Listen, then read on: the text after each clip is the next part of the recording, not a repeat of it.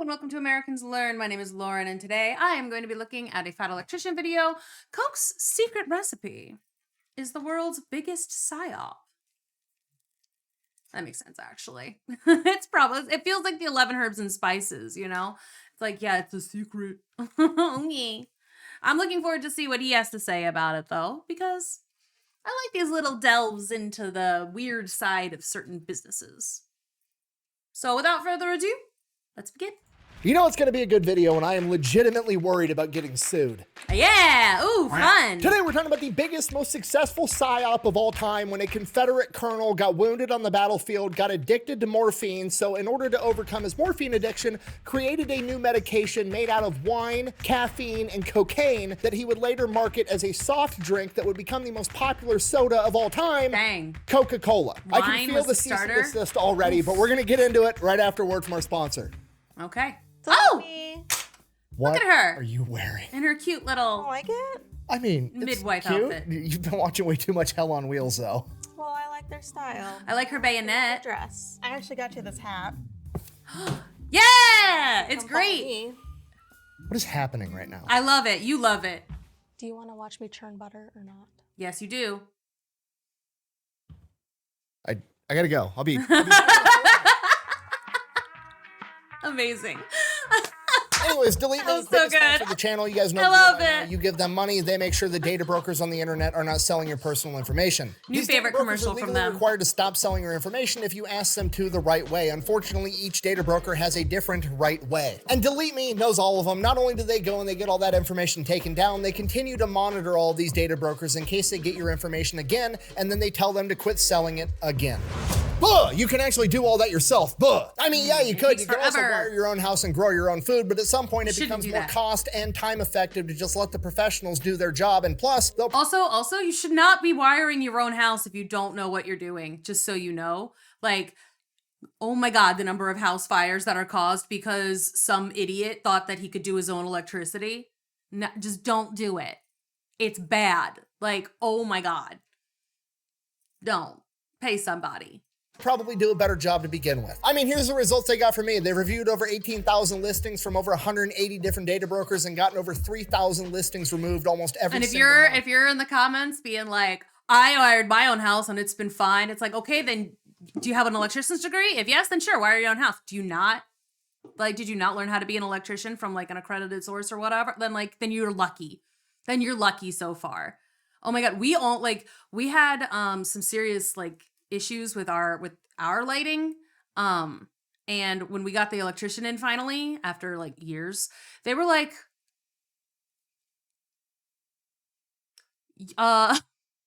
this is so many fire hazards. This is so many fire hazards. So just like, look, just don't do it. It's not worth it.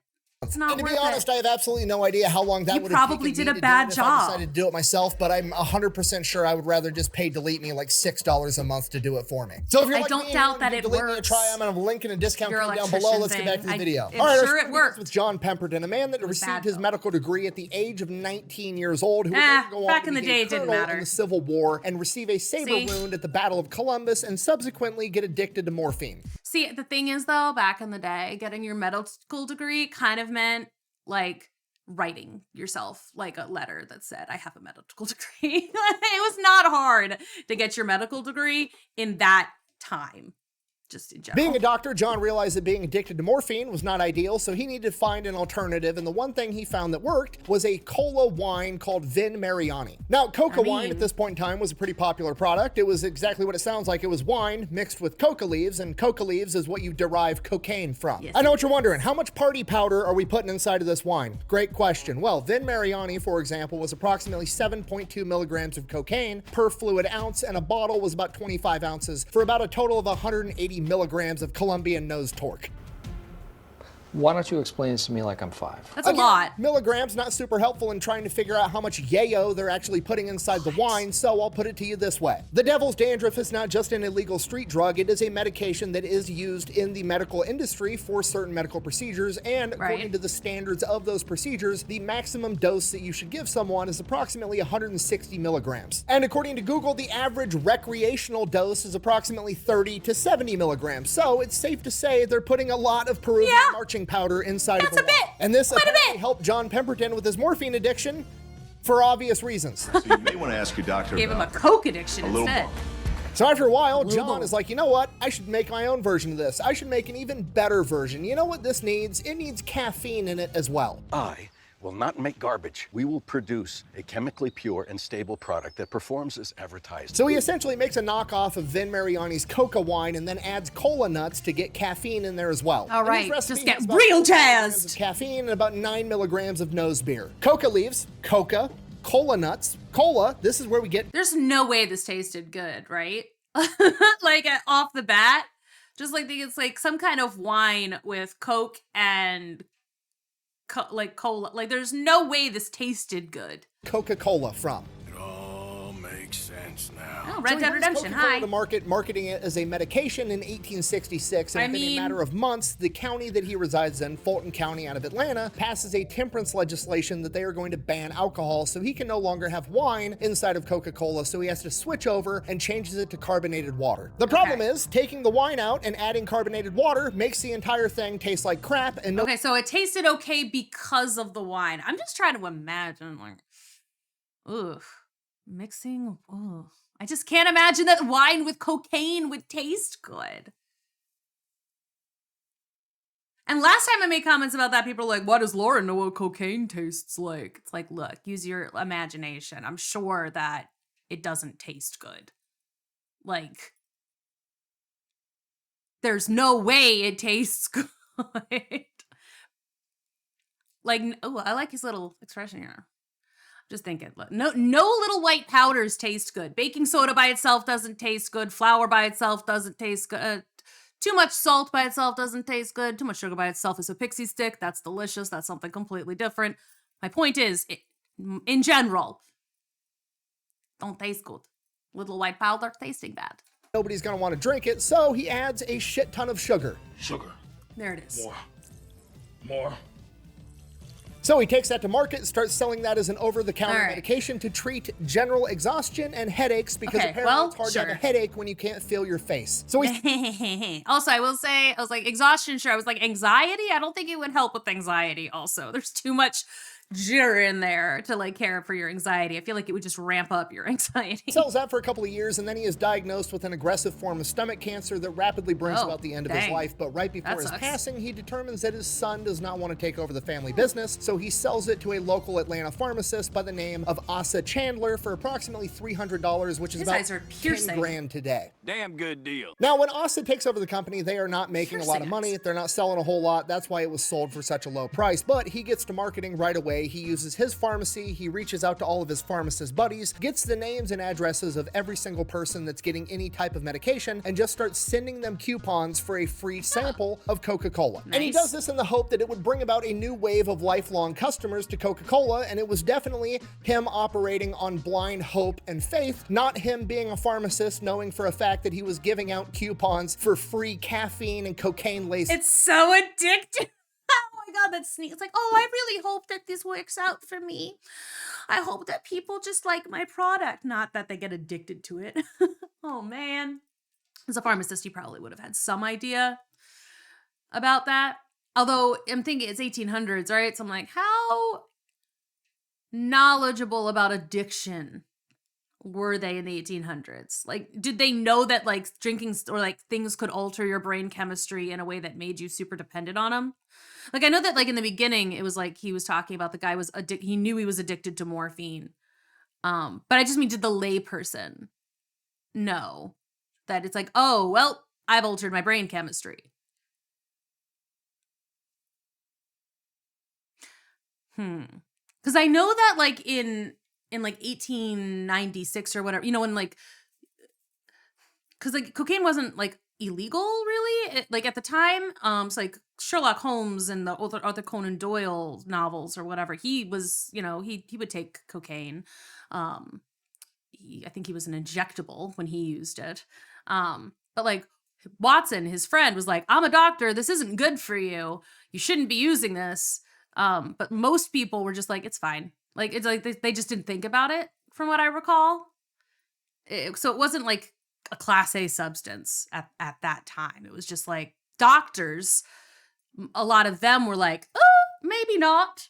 But like most people were like, it's a thing. It makes me excited. Like, I don't know. Like you said, it was more of a medicine, not a party drug. Sugar water. So obviously that went great, got a whole new wave of customers. I don't know. He realizes, you know what? I'm might going be to quit marketing misremembering. this as an over-the-counter medication, and I'm going to start marketing it as like a daily soft drink that anybody can drink just whenever they want as a refreshment. You know, a little pick-me-up. A little bump. Now, to be fair, this is not unique. There's like 50 other products on the shelf at this point in time, all basically the same exact thing. The difference is Asa Chandler decides that he's going to take a bunch of his profits and he's going to use that in marketing. There's banners, billboards, magazine ads. They're all over the place. And then since he's now a soft drink and not a medication, he doesn't actually have to market all the ingredients in his product, and he just kind of like conglomerates all of the secret recipe and labels it as Merchandise 7X, and it becomes Coca-Cola's secret recipe, which also helps with marketing because you get to say, I have a secret recipe and nobody else is like us. Everybody wants our secret recipe. The most important ingredient of all,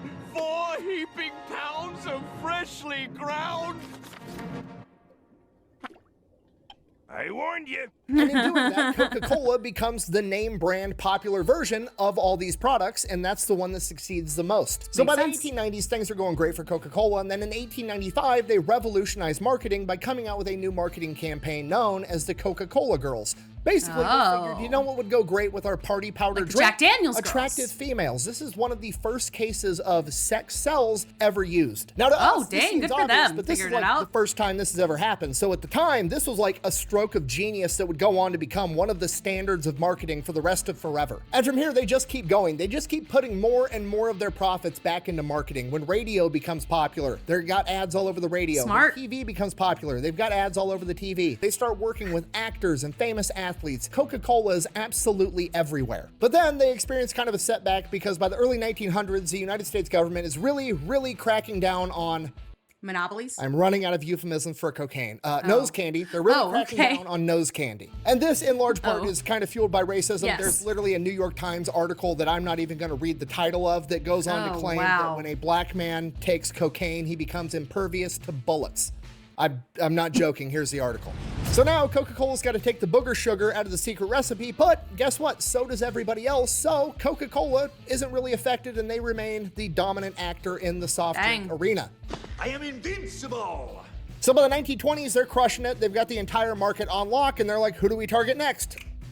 Let's target kids. If we get them hooked while they're young, while their brains are still malleable and squishy, we'll have lifelong customers. So by the 1920s, they start associating themselves with Santa Claus. Now, 1920s? All the kids that grew up on Coca-Cola and Santa Claus are now getting involved in World War II and have to get shipped off to war. And at this point in time, Coca-Cola is all over the planet, including Germany. Coca-Cola is literally Adolf Hitler's favorite drink at this point in time. But after Pearl Harbor and Germany declares war on the United States of America, obviously America is no longer going to be doing trade with Nazi Germany, so Germany can no longer get... It took them a long time to stop doing trade with Nazi Germany, though. I don't know what you're thinking. If there's already Coca-Cola plants in Germany, why can't Germany just seize the Coca-Cola plants and continue making their own version of Coca-Cola? Well, because the way this works is the raw condensed syrup that makes up Coca-Cola when added with carbonated water is all made in the United States, and then it is shipped all over the world to bottling plants where they mix it with the carbonated water and bottle it. So they actually don't know how to make the concentrated syrup because it's a secret recipe. And it also, I don't know if you've ever seen just like the like, this is what comes out of the like soda guns, you know? So it's like, it's kind of a pain to put them in there because you gotta like just twist it in there just the right way. And also sometimes it spills and then, the syrup is kind of gross and it's like, it's really nasty by itself, just saying. I've accidentally, like, it spilled some and I was like, oh, you know what? Some of it fell into the, like, you know, I've tried it. Basically what I'm trying to say is I have attempted to drink it by itself. It is gross. It is like not a good consistency. It doesn't taste good.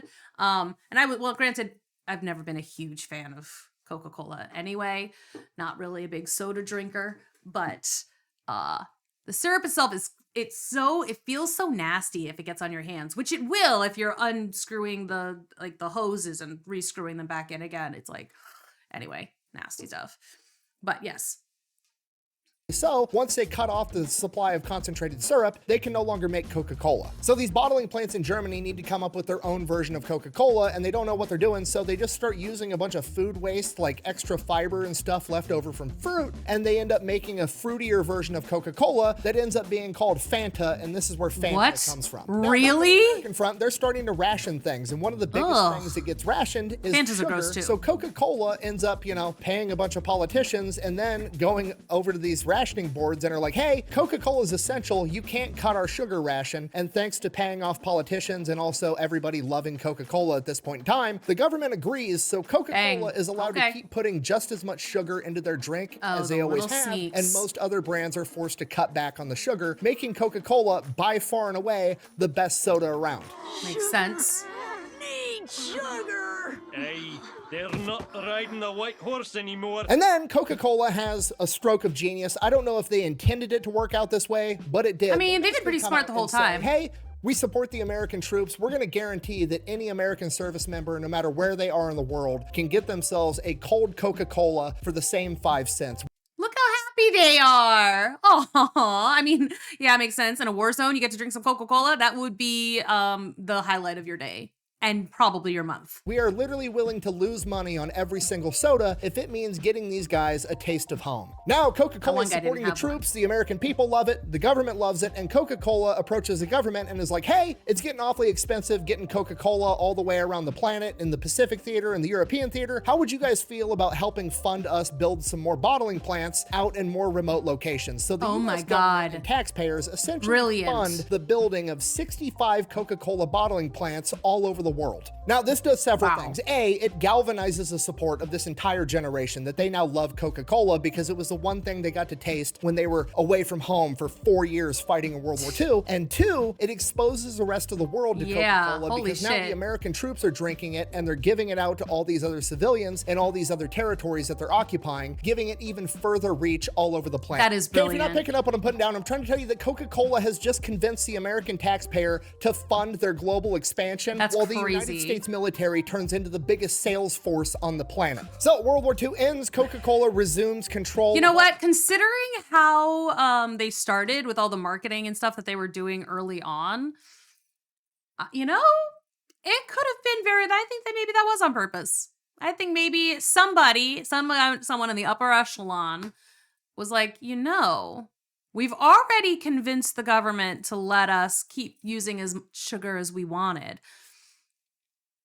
I bet we can make them pay for our facilities. Now, the question is if they came up with that before or after they started giving it to the troops, but I think they might have been before. I think that this might have been like a long con. All the bottling plants that were captured by Nazi Germany, and now they have a new popular soda known as Fanta. On top of that, they're more popular than ever. They are galvanized with the greatest generation because Coca-Cola was the official soda of World War II. Time passes. By the 1950s, 1960s, studies are coming out saying like, hey, maybe drinking caffeinated sugar water is bad for you if you're drinking 12 of these things a day. So Coca-Cola wanting to kind of pivot a little bit is like, okay, well, we should get into the healthier drink market. What's something healthy? Fruit juice. What's that super popular brand that was developed in World War II to help soldiers get vitamin C? Minute Maid. They buy out Minute Maid, and now they own that too. And this is where the psyop begins, because as time passes, it becomes more and more apparent that soda actually is not that healthy for you. And because of that, the rules on how you're allowed to market and what you're allowed to say get more and more strict, particularly in marketing to children. So Coca-Cola's like, fuck it, I'm gonna find a loophole. We're just gonna spend $750 million and we're gonna buy out Columbia Pictures in 1982. Whoa, what? All the movies that come out of this major production studio are all gonna feature Coca-Cola in subliminal advertisements. Okay, you think it was a coincidence that Ralph Macchio was drinking Minute Maid at breakfast with his mom, and then when he's training in the kitchen with Mr. Miyagi, he's drinking an ice cold Sprite, also a Coca-Cola product? Absolutely I don't remember not. that, It's but actually documented that Ralph Macchio was mad at how much product placement that Coca-Cola was making him do in that movie, so he tried to conceal the fact that he was drinking Good for him. And Coca-Cola and the studio made him refilm that scene and show the Sprite for a certain amount of time in that particular scene. I mean, good job, Ralph Macchio, for trying. Like, I appreciate it. It was a coincidence that Ghostbusters and Coca-Cola marketed so hard together that if you drank enough Coca-Cola, you could literally win the Ghostbusters mobile? Absolutely not. The entire thing. Who has it? Who won it? That came out in the 1980s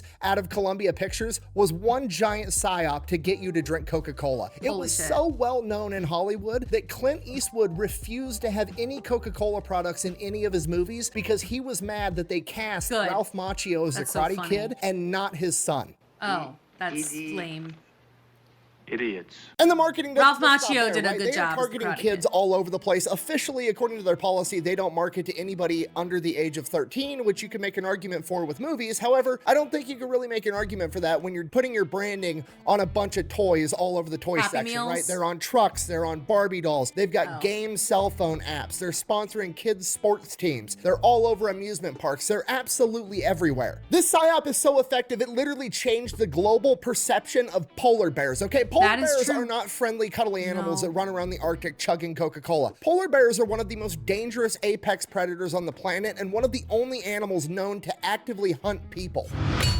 You're exaggerating. It's not that big of a deal. No, I'm not, and I can prove it, okay? Because not an exaggeration. Coca-Cola and Pepsi were like at the pinnacle of their competition. They had just had their race to the bottom to see who could offer the product the absolute cheapest. And then a lot of people think they engaged in price fixing because they had a meeting behind closed doors, allegedly. And after that meeting, they both decided to take their products back to the normal price and just compete with normal marketing tactics. And what Pepsi did is they had the brilliant idea that they were just going to compete on taste. What they did is they had a bunch of blind taste test studies, and those studies showed that when you didn't know what the branding was, more people preferred Pepsi than any other flavor. Coca-Cola immediately fired back saying that's not true, that's a lie. They then conducted their own blind taste test studies, and holy shit, that wasn't a lie. People actually do prefer the taste of Pepsi. So Coca-Cola went ahead and developed a new flavor that outcompeted the original Coca-Cola and Pepsi in the blind taste test trials, and then they launched the new Coke. And when Coca-Cola discontinued the original Coke and had their new flavor of Coke come out that was supposed to be better in every single way, people were absolutely fucking pissed. The psyop was so effective over generations that it had convinced people that Coca-Cola wasn't just a product that could be improved upon. No, Oh my God, wow, that's wild. I mean, granted, like I said, I was never, I could never tell the difference between Coke or Pepsi, but that might also just be because the times between me drinking any kind of cola like that were just so far between. Like we just really didn't have very much soda in my house growing up because my mom didn't want us drinking it because she was a nurse and she was like, it's not good for you. And so like she and my dad drink Diet Coke. My dad's a huge Diet Coke drinker, but like just the times that I drank soda were just so few and far between that like I just could never really, I was like, I don't know, they taste sweet sweet and they hurt my tongue. Like, I don't know. So it was never really my favorite thing. So like if I had to have soda as a kid, I usually went with Sprite, or 7-Up. But then like until I got a little bit older and then Coke Zero sometimes, but honestly, once I discovered the joys of lemonade, I kind of never went back. And then I got to college and only started drinking soda if there was alcohol in it. So there's that for me. But oh man, people got that upset about the freaking new flavor. They all taste the same. Coca-Cola was Coca-Cola. It was a fixture. I know they don't. I know they don't. Like, look, don't come at me. I know, like, apparently people have been mad at me for literal years, ever since like I was like 12, that I think that Coke and Pepsi taste very, very similar. So y'all can get mad at me if you want. People have been yelling at me for this since I was a baby. Like, it's just, you know.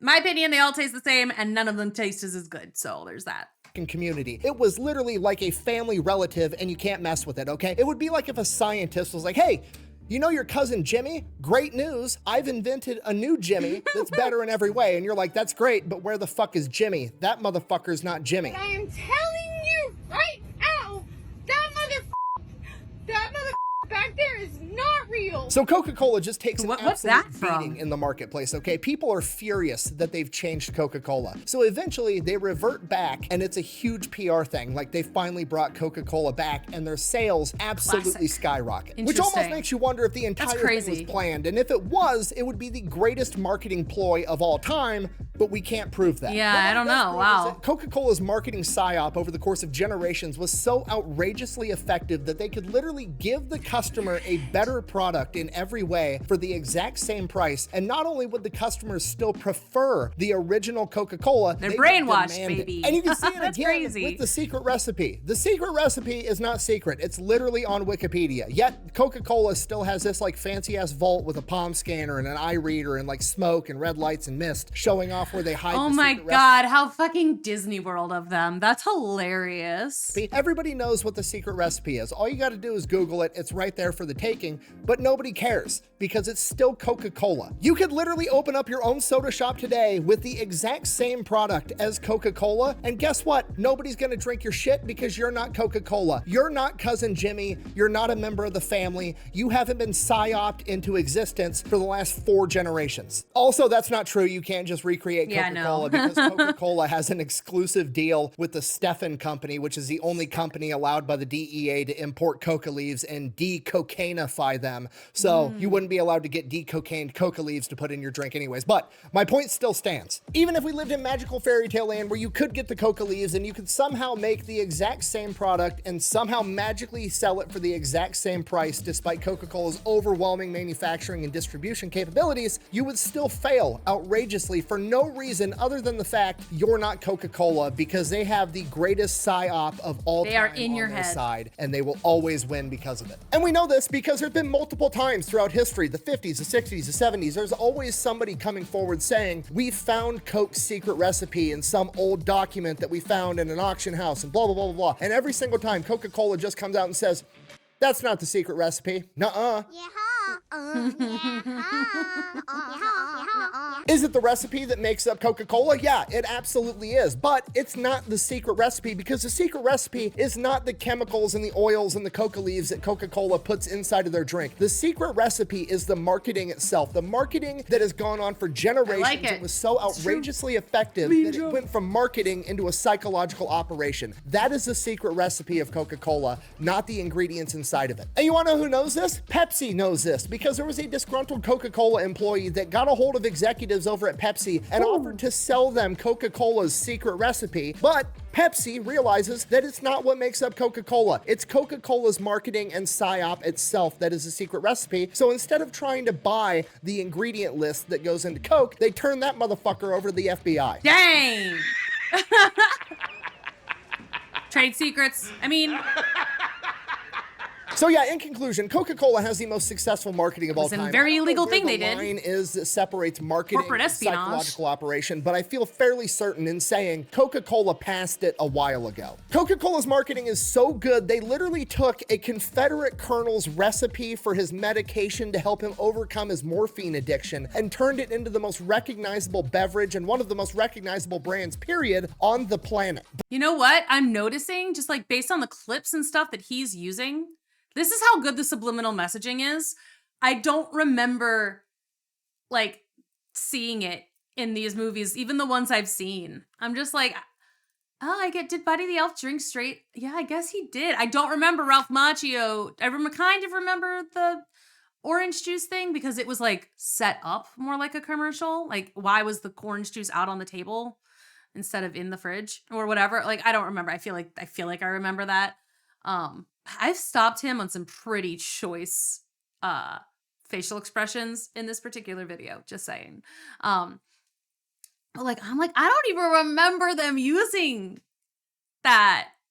Like, I don't remember the messaging. That's how good it is. I don't remember it being there until he's showing me these things. And I'm like, oh yeah, that's glaringly obvious. Branding that was so successful that it transcended being a product and it became its own entity, meaning that if you were to actually try to change it, you would be fundamentally changing what that product itself was. And in that, there's never been a better demonstration of how overwhelmingly effective just marketing can be. Marketing can be so effective that it is the secret recipe. Thank you for watching. I like Best way to that. support the channel is go buy some merch over at thefatelectrician.com. Quack bang. out. All right, time to start the stopwatch and see how long it takes for me to get a cease and desist. I hope that he doesn't. Because he didn't say anything bad, you know?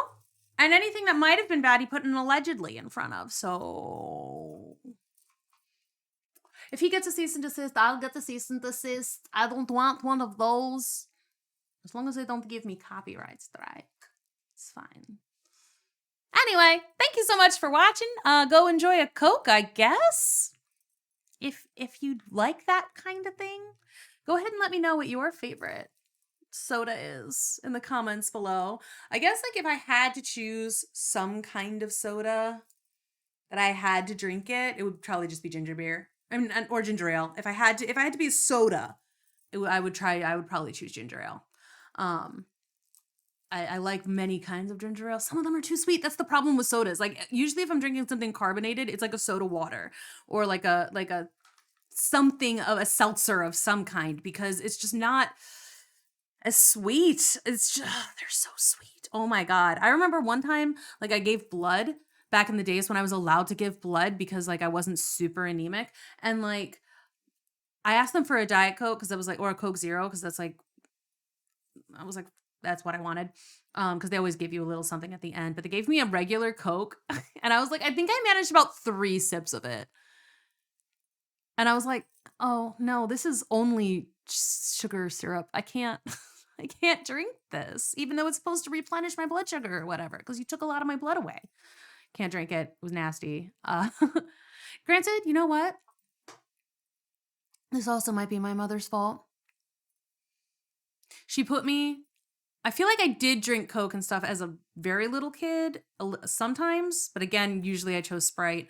But when I was like 12, she put me on this diet and I was not allowed to drink any sodas other than like Diet Coke. So if I was going to drink a soda, which was a rare thing I was allowed to do anyway, a Diet Coke was the one I was allowed to drink. So I kind of got used to a Diet Coke taste, and then trying to go back to regular Coke was just impossible.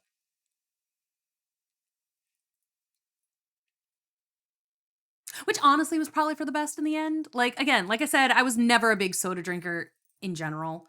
Come at me, my least favorites were always Dr. Pepper and root beer of any kind. Nasty stuff. But I would like to know your favorites, or you can tell me why I'm wrong.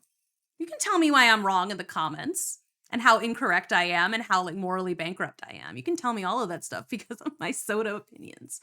I do know that this is divisive. I'm trying to think of what else I can say that would like make people hate me even more. I also don't really like Oreos. So on that note, attack me.